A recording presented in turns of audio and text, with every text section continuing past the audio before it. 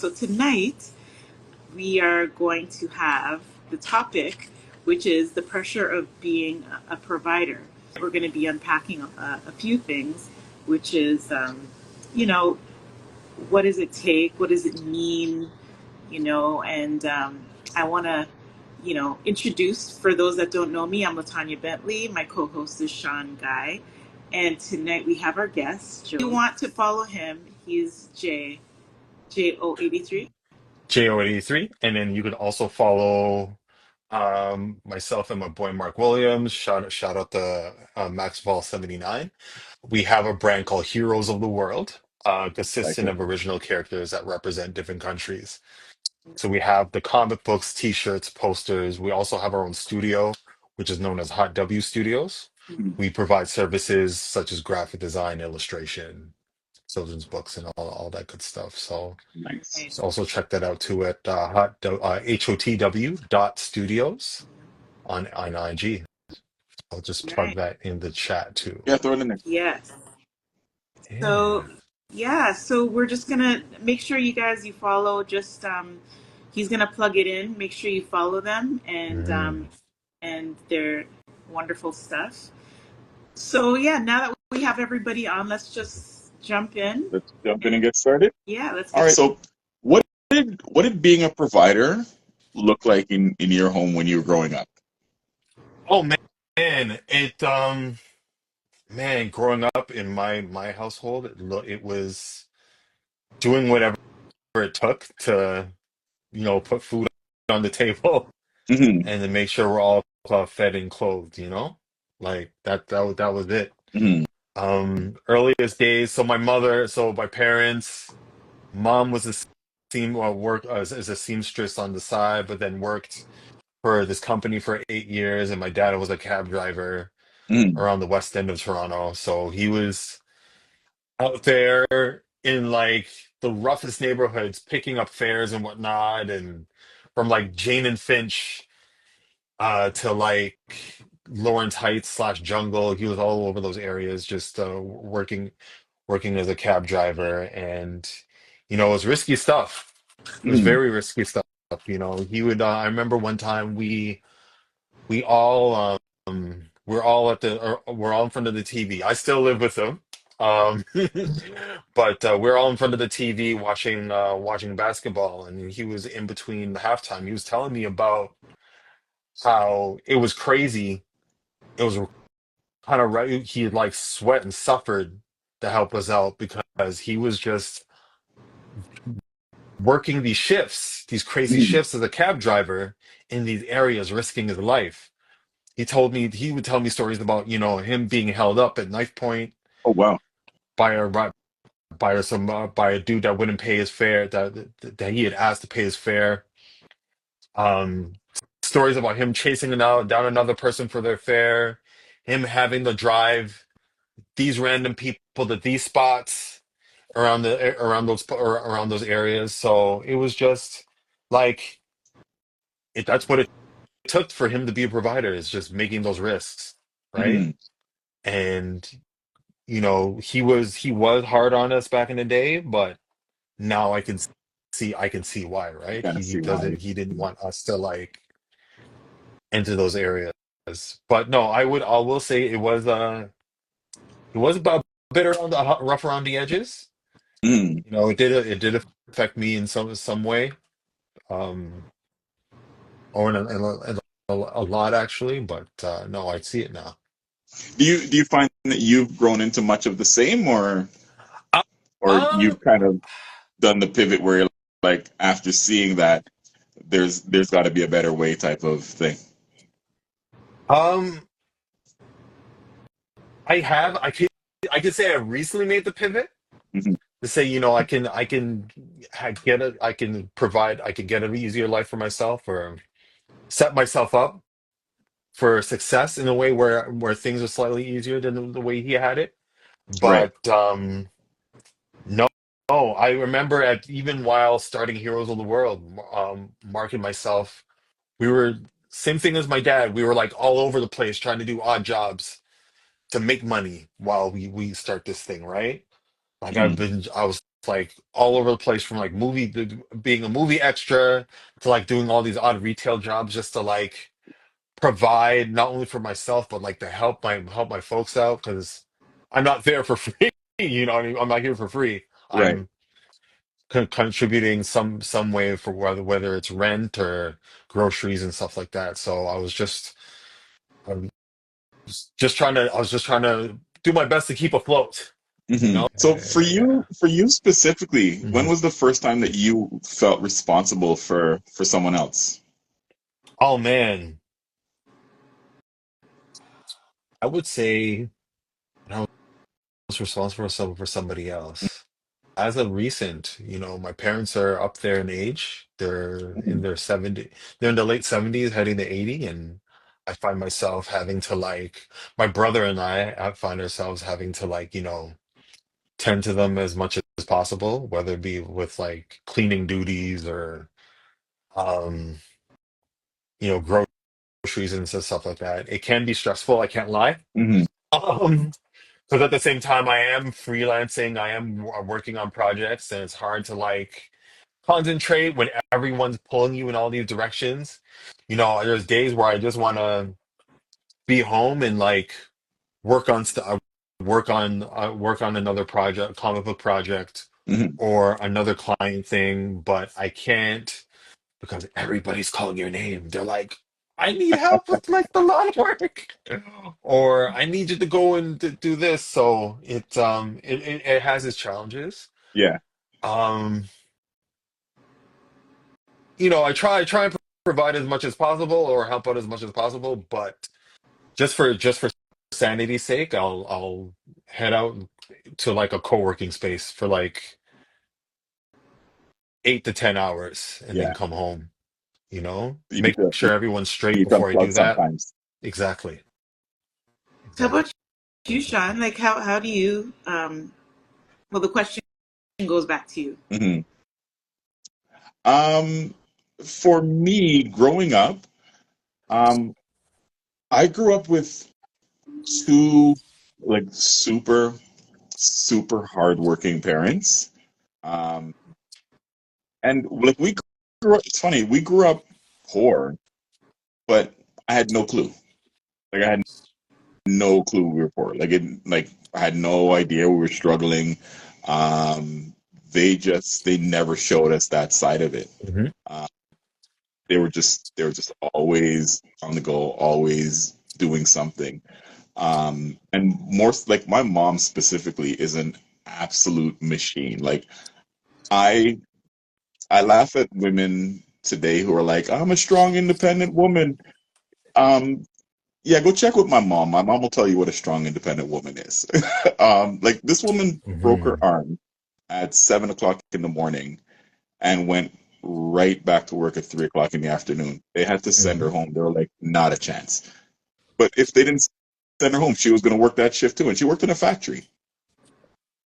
Crazy. I believe. Yeah, it's Um, the same deal. Mm-hmm.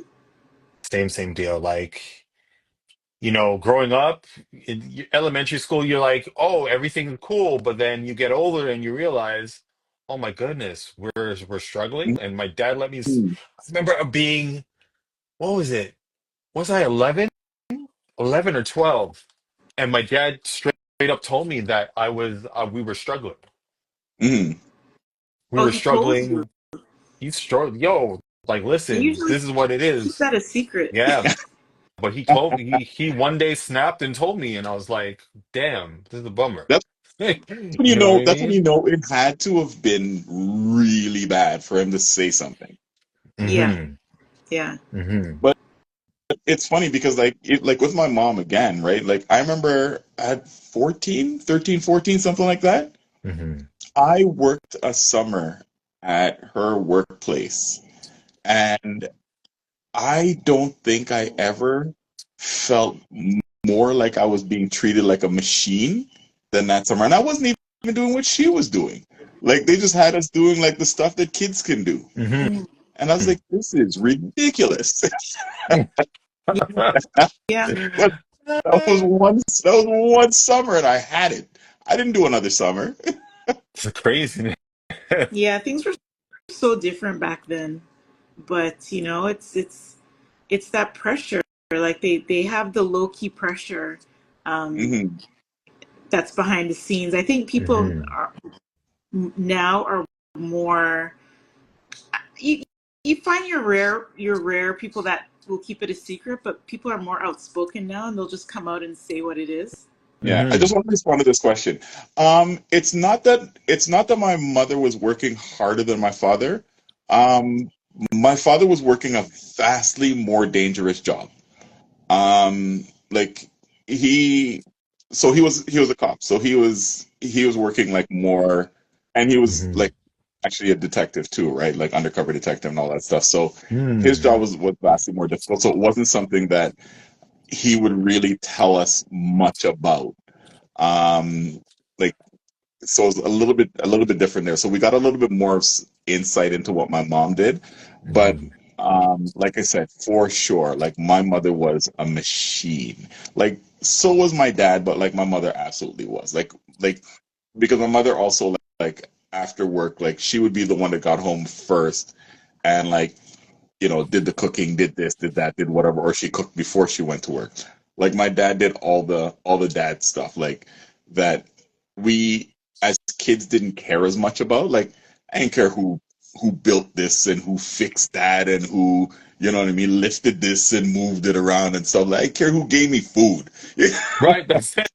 Like you just cared about who gave you food, who let you watch your cartoons or your shows till bedtime. That's all we cared about. You know what I Yep. mean?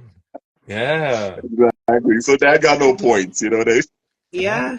Yeah. Yeah. No, I get that.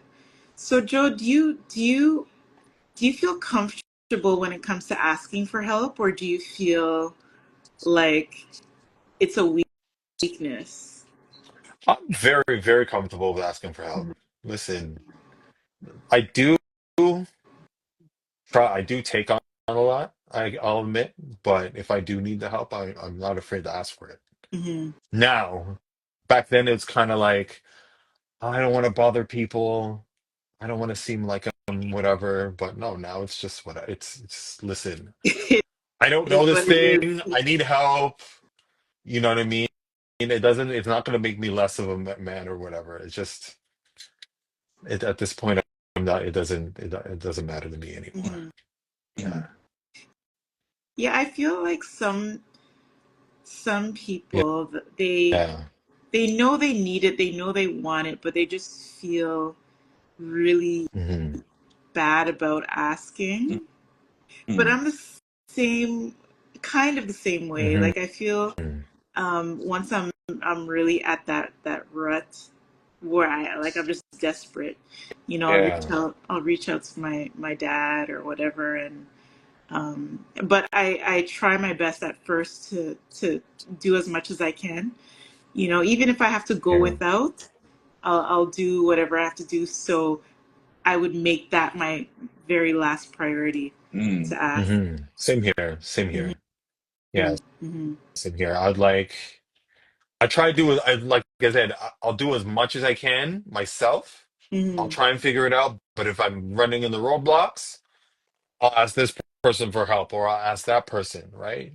Yeah, At the end of the day, we got to help each other, right? exactly. There's no Exactly. point of like, there's no point. Oh, it's That, hard for that's Caribbean a people to ask fact. for help. Yeah, that's a Mm, Mhm. that's a fact. African too, yeah, yeah, yeah. Just Yeah, I could because see that. we're all used to like carrying the weight ourselves, Yeah. and then there's Yeah. that expectation of being the guy or the gal or that person, that beacon of light for for the family, or that person. But at Hmm. the end of the day, you're human. You know what I mean? Like, you need help. You need help. Mm. Yeah. No, I get that. I get that. Okay, so let me ask you this. Have you ever felt like you had to stay at a job, um, just when you're in a situation you felt like you had to stay in a job just because you had to take care of somebody or a Hmm. certain situation? Hmm. So you could Yes, I did. hate that job, but it's just like, Well, actually, there were two jobs. mhm, One of them, and they were both the similar jobs. So years back, I'll mention this. Years back, I worked at the Apple Store. I was at the Apple Store, the Yorkdale location, and I thought I'd love it, but I didn't. It wasn't me. I was bad. I wasn't do. I was doing horribly there. Like my sales were shit. Can I whatever? Can I curse? My sales were shit, and I'm like tanking at this job, but yet I had to stay there because I have to help my parents. mhm, Mhm. Fast forward 3 years later, I end up at a similar job, which is a Jump Plus. It's a retail. It's an Apple reseller, and I've been there for 10 years, and I loved the job at first, Mhm. but then I started seeing stuff happen. Um, I saw faces come and go. I started hating the job, and as of recently, they like forced me to quit, and or they were trying to force me to quit, and I was unhappy there, and I knew I should have left, but I stayed because I needed the money, not only to help myself, but to help my folks. You mhm. to help my folks out in case they're falling behind. I'm there to like help out because usually I help out with like grocery stuff. Like I said, groceries, all that stuff. I try my best to contribute. So I had to stomach it. I had to stomach the false accusations of theft and right, like, and I had to see all the power shifts and experience people, certain people in upper management trying to force me out of the job, and Yep, yep, you know it, it was rough. The only plus side of it was that all the stuff that I'm using now, I was able to get. You get that discount, right? mhm, Get that Yep. sweet Apple discount. But I, I would have, I could have done without with all the politics and all the crap from upper management. That's just me. But mhm. no, I had to stay at that job for 10 years just so I can help out. Yeah. And Mhm. but luckily at the same time, I had all my freelance art that I was doing, the children's books, the comics. Obviously, Heroes of the World is there, which is like the pinnacle of all that. So I had my creative stuff to keep me afloat mentally, Mhm, sort mhm. of. Yeah. Yeah, I find it interesting when it, it goes for mothers too and women, but because we're focusing on men, Hmm. um, when you have a family, and what I've noticed, like just say you had a family of two, three, you could hate that job. You could just like can't stand that job, but because especially now, it's so hard to find a job. You have a wife, you have your kids, and just say it's a housewife. Hmm. I can just imagine the pressure. Like, do you even like picture yourself, Joe, in that situation? Like, have you ever thought about if you were to be in that situation, what you would do? Like would you keep that job and look for something else, or would you just stick with it because you've been with them for 10 years, 10 plus? Oh man, I would have loved to stick with them. I would have loved to Hmm. stick with the company, Hmm. because for better or worse, it was cool working with some of the people there, and then like the perks were cool. It was just I just couldn't stomach upper management, and I felt Yeah. like there were certain things that were happening where I felt like I was being pushed out slash replaced, and some of my stuff wasn't, my voice wasn't being heard all of a sudden. It's it's disheartening, you know? Mm-hmm. And to have that thing cut off because one or two people don't want you there, it really sucks. And they don't. And the thing about those people, they don't think about us as providers. You know, they don't think that we have people we have to tend to, They whether it don't care. be spouses or elderly folks. No, It's that's what all they say. about yeah, it's all about the what's best for the business. Mm-hmm. You're Yeah. just a number. Yeah, exactly. Well, That's why I always it's say, funny because go ahead.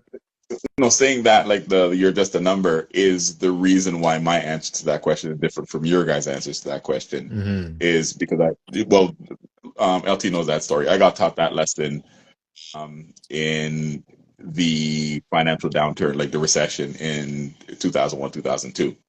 Um, Hmm. I got downsized from a job that I was in love with, and then they hit me with the "it's nothing personal." So after getting that lesson, it made Hmm. it took a while, right? For the hurt, I had to get over the hurt. It was a breakup. I had to get over the hurt. I had to get over the Hmm. whole everything. Like even when I had other jobs, every job I looked for, I wanted it to feel like that job. Hmm. And then after I got over that, I started to really realize like you're really just a number no matter what. So Yeah. for me, Straight up. yeah, I rarely give 2 weeks notice. Like I've given longer than 2 weeks notice at other companies. But I rarely give 2 weeks notice. Like I don't care if I find a way out right now, I'm out.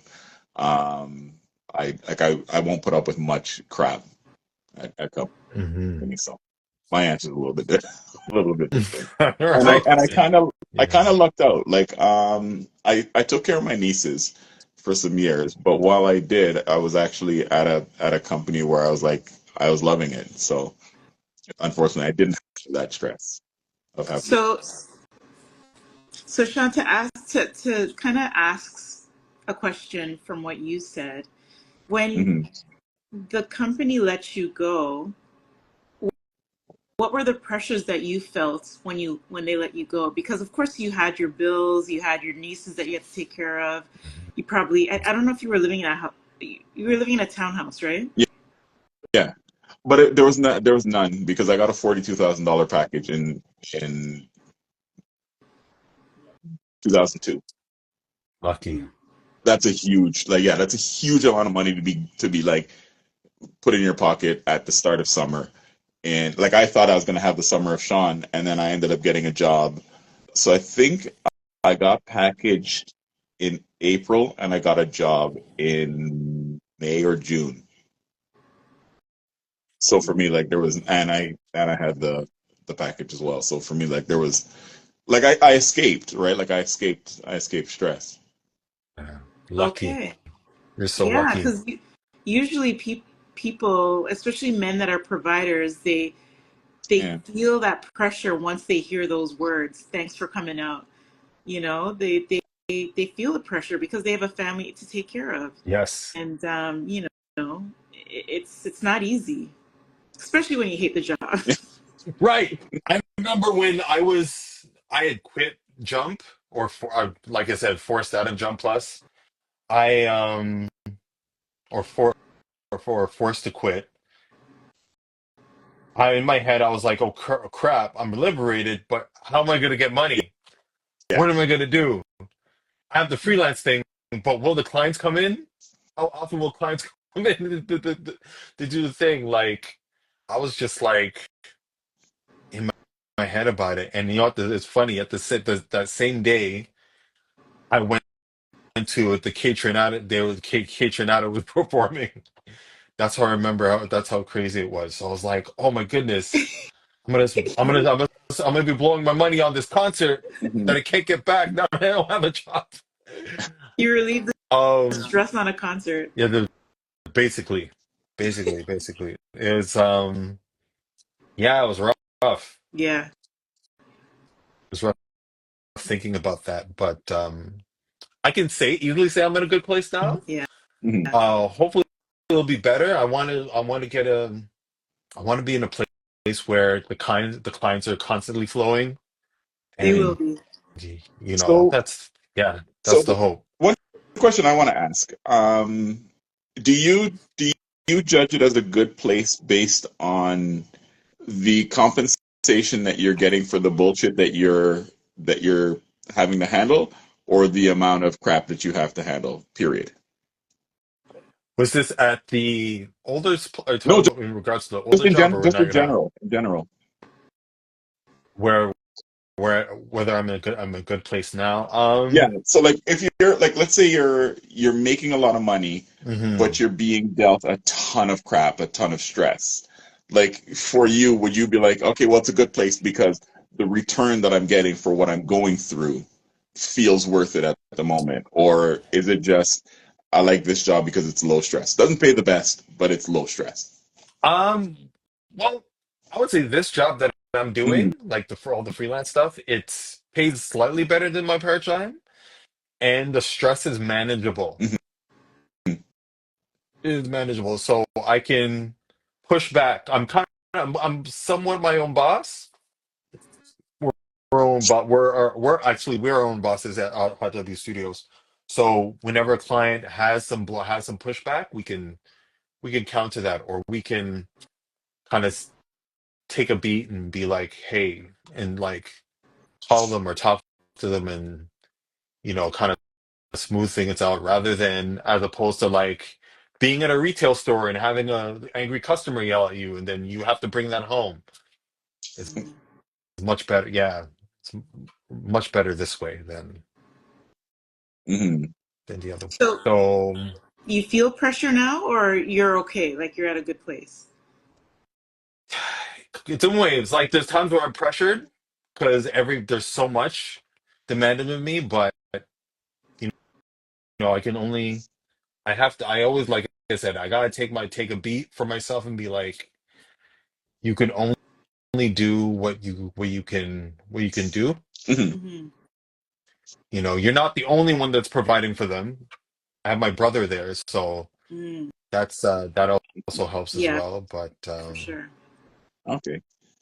So yeah. let me ask you guys both this. And I know obviously it's men's mental health, but we'll still accept Put my LT's response. I'll put my hair back and There you go. There put you the go. bass in my There you voice. go. So if you had the ability to unplug from all of your responsibilities, be it for a day, a week, a month, a year, what would you do? Sorry, ask Man. that question again. If you had the ability to unplug yourself from all of your responsibilities, so you could just get rid of all your responsibilities, they're not my responsibilities anymore, what would you do? If I had no responsibilities, oh my gosh, I would definitely, and I had something coming in, I would enjoy my life. I would go vacation. I would visit. Well, I still I kind of do that now, but I would do that without thinking about paying for anything. Like I would just enjoy my life. Hmm. You know, I would I'd love say that. ditto. Mm-hmm.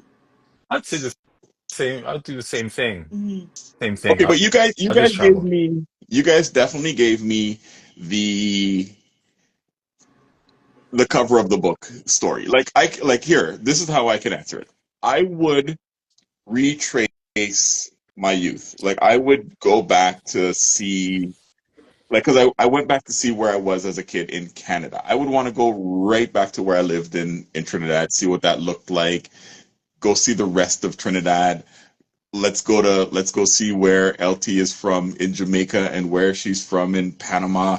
And like I would want to go like retrace roots, like stuff that I feel like I would Yeah. never have time to do now. You know what I mean? Like yeah, I would definitely enjoy my life and I would like live like a child again, but I'd also there's stuff that I feel like I'd want to see this and I'd want to see that.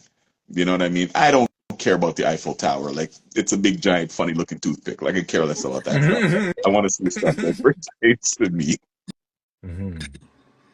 Yeah, I would just I would enjoy my life in terms of if you want me to go into specifics, like I every so often, once in a blue moon, I paint. Like I love art. I love, Hmm.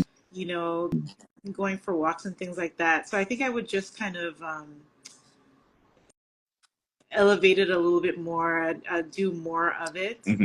and yeah, I would want to go.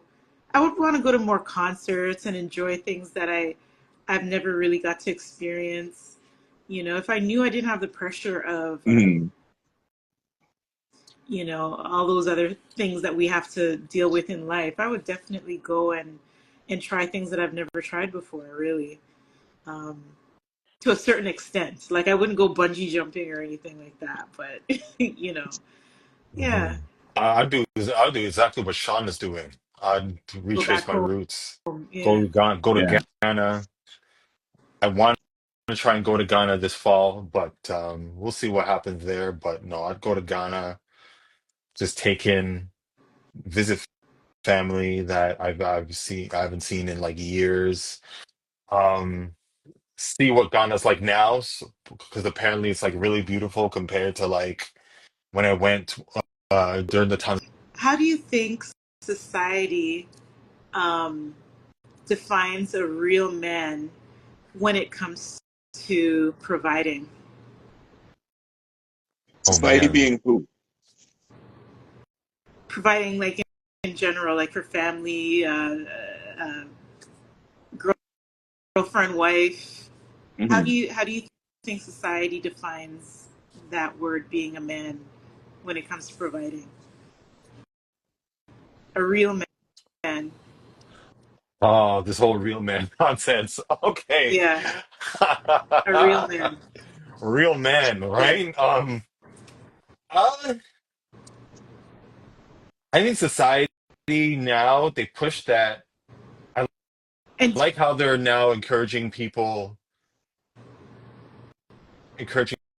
fact that, men or providers come in all different shapes and all different types. Hmm. mhm, You know, providers don't look, they're not, they're not necessarily the alpha, but they're Hmm. all different types of men that they could be providers. But then you have this annoying end of society, aka the internet,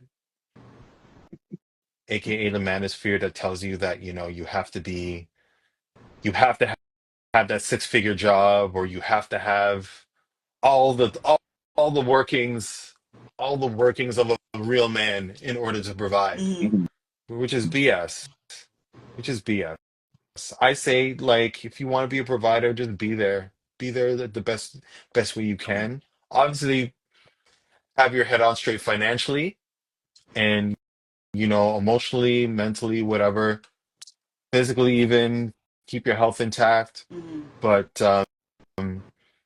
yeah, no, be that that comforting shoulder, be that counselor for that person. Being a provider doesn't have to be something that's in monetary value, or something where it can't be something where you're just puffing up your chest, being like, "Yeah, I'm the man. I'm a provider." Get out of here. mhm. Like, just be you. Right, right. Be you. Be kind. Be What do that you? person, right? Oh, you're not Yeah. getting ready to ask me what I think, are you? Uh, you know what? I want to I hear it. I kind of know the answer, but I want to hear it. And Yeah. if you Um, agree with that, and I why? Mhm. I I agree. I agree with Jay, and I Mhm. think it's even further than that. I Mhm. think um, there's there's more than just one society, and that's why I asked who is society, because I think there's the society of people who don't know what they think. They want a man to be strong and weak. They want him to be rich with poor people ideals. Yeah. They want him to be powerful but not recognize it and not act on it. And what I mean by that is, if you think that, like, when you have the women that think that they're strong, independent women, and they want a man that's stronger and richer than them, but they want that man to also listen to what they have to say. He won't. You Mhm. want a man that makes $1 million or $2 million a year, and he's going to be this super nice guy that's going to value your opinion. He doesn't need your opinion. He hires an opinion. And you have to recognize I worked amongst these people. Like, I'm not saying it as a whatever. Hmm. I'm saying it like, if there's anybody that's willing to listen, this man is, and this woman too. Like, the woman version of that man is also not out there for an opinion. I don't think Stedman can ever tell Oprah what shirt she should wear today.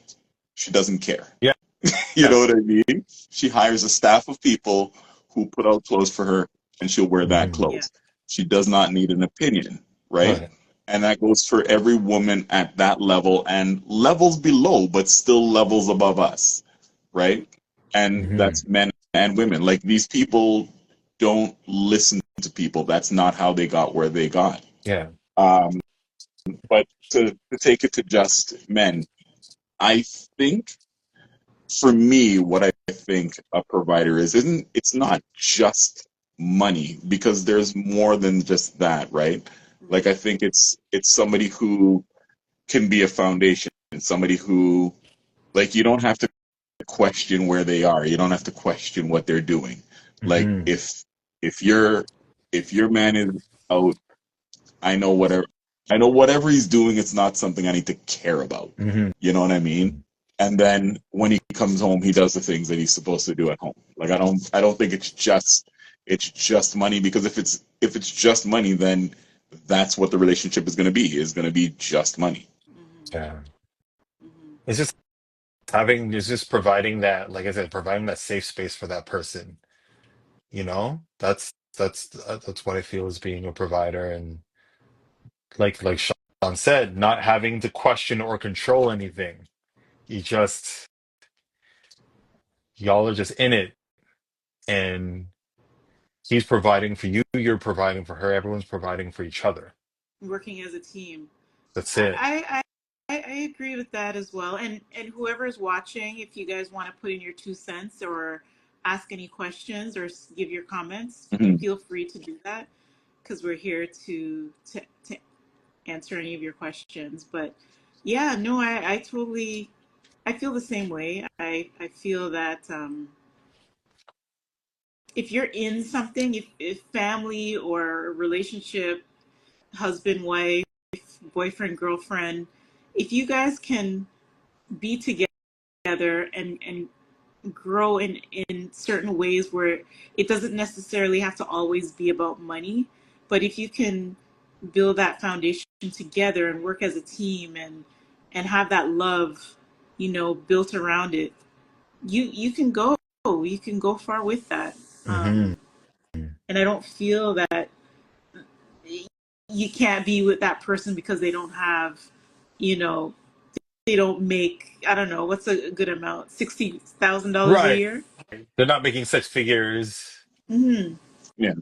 You like can they make it have. work. I know some people may disagree, but that's just my opinion. Other people are just stuck in their ways. They'd rather date somebody that makes that six figure thing only because of security, right? Yeah. It's Well, not let me so say though, much. like, I don't think the six-figure thing is an issue, right? I'm a capitalist. Everybody that knows me well knows that I'm about money, right? Hmm. I don't have an issue with the wanting or hoping that you hit the lottery and are with a man that's making six figures. But I will say, when I was in a job where we were making $200,000 a year, we were in the top 3% of Hmm. Canadian earners. Hmm. At $200,000 a year, we were in the top 3% of earners. So Damn. you are looking at catching one of just 3% of Canadian male Hmm. and female. So you have to be open to both to be able to Hmm. catch one of all 3%. Hmm. That's how Hmm. silly wanting a six-figure earner is. There's not as many of them out there as you think. Hmm. I don't think so. Yeah, they're there, but it's yeah. I think. it's just your average, regular Mhm. There's a lot majority. there's a lot of people that pretend they make a lot more money than they make, and they put on a really good show of it, and they're in a lot more debt, or they're living a lot more illegally than you think that they're Mhm. Yeah, living. Mhm. Mhm. I But agree with then that. that goes towards that pressure, right? Yeah. It's that pressure to keep up the facade that you're doing well, Mm. that Yes. you can be the provider, you can be that person. You're willing to like put yourself in all those in dire straits just to like keep that facade going. It's disgusting. It's well Society that society shouldn't we shouldn't pressure people. We shouldn't like put that on people to do that, right? Mhm. We well should that's honestly be go ahead. no, no, I was just gonna say, like, that's the thing. Like, all these years, it's like you are making a good amount of money, and everybody sees you and looks to you as that person that's making all this money, but they don't know what's going on behind closed doors. You know? They really don't know what's going on behind closed doors. So in your mind, you're like, oh, damn, like I gotta, and that's where Sean, where I agree with you, where they pretend because all these years, that's what they're known to be, that person that has all that money. Mhm. But tutus, they go bankrupt, and Yeah. Yeah. I've had some of these people as clients. Like, it's crazy. mhm. They're the socialite, or they're the person that's in the scene, and that has all this stuff, but Yeah. they Well, probably there's definitely a lot of problems in the behind the scenes, right? So, well, it's also, don't let net worth fool you. Like, people will look at someone's net Yeah. worth and be like, "Oh, wow, this person's worth that." hmm No, that person would have to sell everything that they have to the right buyers in order to have that much money. hmm Because a part of what your net worth is, like, especially if you're a business owner, it includes the sale of your business at a 5 to 10 year purchase price as well, because that's what your business hmm will likely sell for while it's still successful. hmm hmm They don't have that much money. They have that much things that are worth that much when sold. It's like equity in your house. Equity is nothing if you don't go back to the bank and remortgage or sell your house. Yeah, Then equity is just a cool word. Yeah. that's it. I think we were talking about that the other day. Yeah, How it's not what it is on the website. yeah. Really, Mm. I've read stories where guys don't even tell their wives or whoever they're taking care of. They don't tell them because the pressure is so strong that it's like, how am I gonna? I can't tell them. Like, how am I supposed to open my mouth and say anything? And the Mm, pressure is strong. So the question is, Yeah, how do you deal with that? Like, some people jump in train tracks because of that stuff. it's true. They drink that thing. They drink it away. They'll jump. It's crazy, Yeah. yeah. very Drugs, crazy, alcohol, and disappearing, all sorts of things like that. yeah. It's even worse when you have kids because you're trying to put on this thing for your kids. You want to show your kids that, hey, I'm cool. I'm see, look, you could be me when you get to my age, but Or somebody asked about roles. How do you think that affects the family, um, being a provider? that's a good question. How do you think it affects the family? Mhm. I don't know. For me, I feel like the roles are interchangeable. They're interchangeable, right? You know, some days I could be the leader, some days I'll be the follower, and vice versa. Mhm. So that's the way I see it. You know? Yeah. Yeah. So it's just kind of like going back to working as a team. That's You it. don't, that partner doesn't expect you to do all these things all the time because hmm not talking about housewife thing. I'm talking about too now if the wife or the girlfriend were to work as well. That person, what happens when the opposite sex loses their job and your partner is still working and they're able to provide as well, and it's a female. Mm-hmm. No choice. Like Yeah, gotta step up. you have to step up, and it's not to make it look like, oh yeah, I now I have to step up or whatever. No, I don't think anyone should ever think that way. I think that's the whole point. That's one of the points of being together as a couple or um, partner or whatever it is. It's like when one Hmm. person falls, the other person is there to help pick you up or help you along the Hmm. way. Because it's not like that other person's going to be like that forever. Once they have goals, they know that they don't want to stay in that position. It's just they didn't expect to lose their job or get fired or, Hmm. whatever it is. So, in that sense, I feel like that's where the team effort comes in. Mm-hmm. Hmm. Most definitely. I agree with you. And to be a contrarian, I'll also say that to the modern woman, I mean, go ahead and break up with him because all you're going to do is inadvertently de-stress him because you're going to relieve him of